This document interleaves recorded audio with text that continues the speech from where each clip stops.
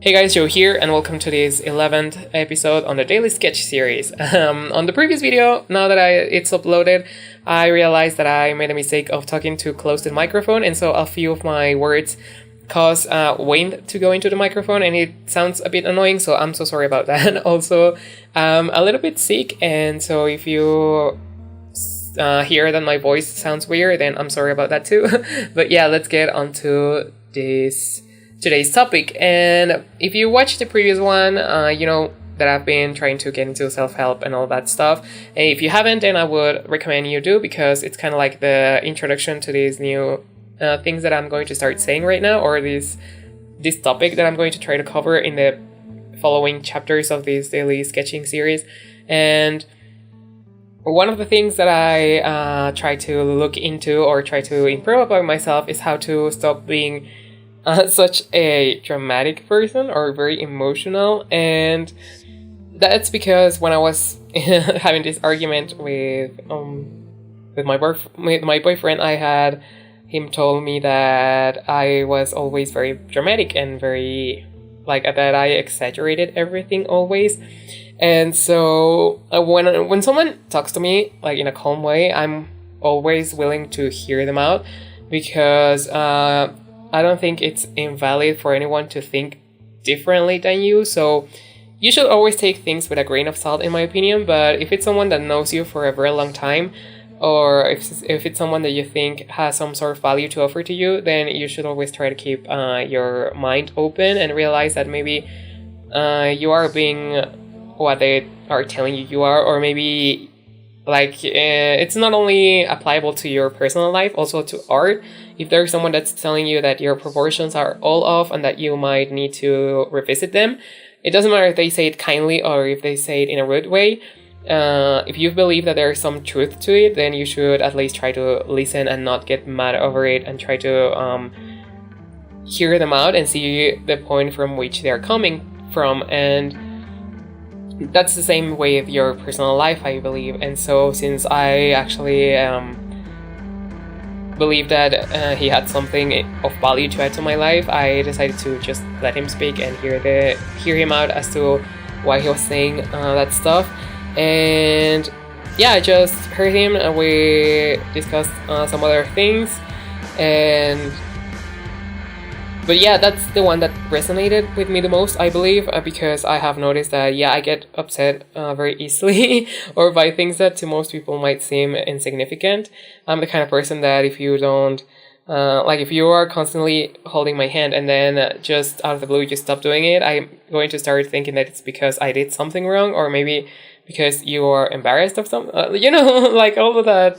All of that stuff that you start thinking. But I think that it might be true that I exaggerate things a little bit from time to time. And it's just in all aspects of my life, not only that. But what I was trying to do then is to improve that part of myself. And I mean, this is very recent, it happened just this past weekend, so it's nothing that I've been working on for a long time now. But I feel less lost right now as to how to change myself, because I also always ask for constructive criticism. So if you're saying that I'm too dramatic, then how do you think I could change that? Because since I'm used to being that way, I don't know how to react differently, I just need a little bit of guidance, and then I can try being different. And so I did my own research, and I just found that it's okay, you don't need validation from other people to make your feelings be okay or be true or be valid, I guess, because most of the time I think that the people who are the way that I am always look for validation or to prove themselves right, you're not exaggerating it, the things are that that bad or that important as you're showing them, and instead of you overreacting, is the other person who's underreacting or who doesn't understand you. But what I've read or what I listened in a few videos is that if you self-validate yourself, then it's going to be a little bit easier to understand the other person's perspective. So what it means to validate your own emotions is to think that it is okay to feel the way that you feel, or or the way that you felt, but it's also okay the way that the other person is feeling. And once you do that, you are not going to wait for someone else to prove you right, or like to give you validation, again, that word, or to give you, or to prove you right over the other person.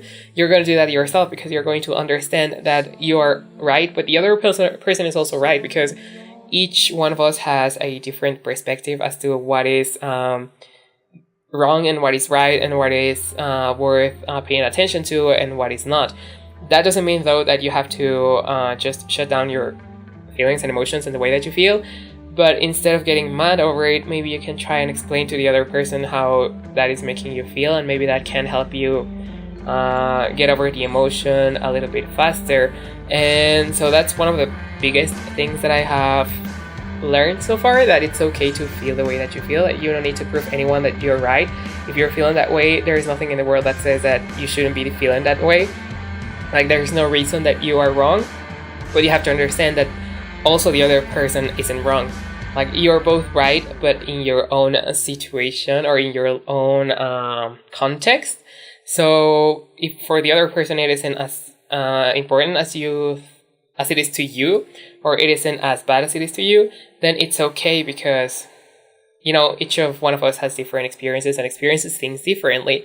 And yeah, that's one of the main things that you gotta do if you think you are yourself a drama queen, or if you have someone that you deal with that is, you think it's difficult, like emotion wise.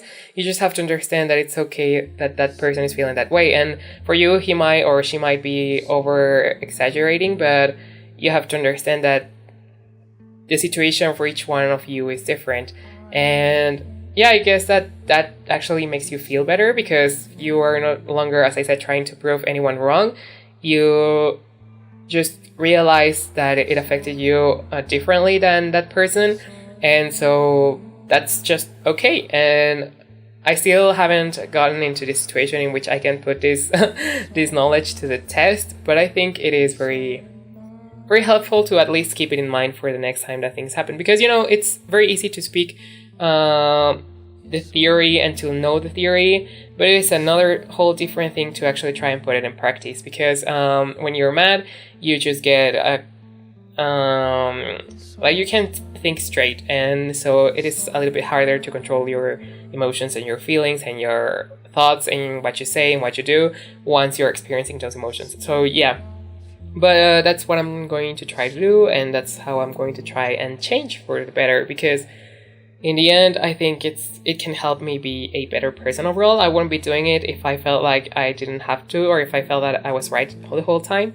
So yeah, for this drawing, I felt a little bit more confident than with the previous one. I don't know if it shows, but yeah. If you enjoyed this video, please do leave a like and subscribe if you want to see more content. Also turn on the post notifications if you want to be notified whenever I post new things. And thanks for watching. I'll see you in the next one.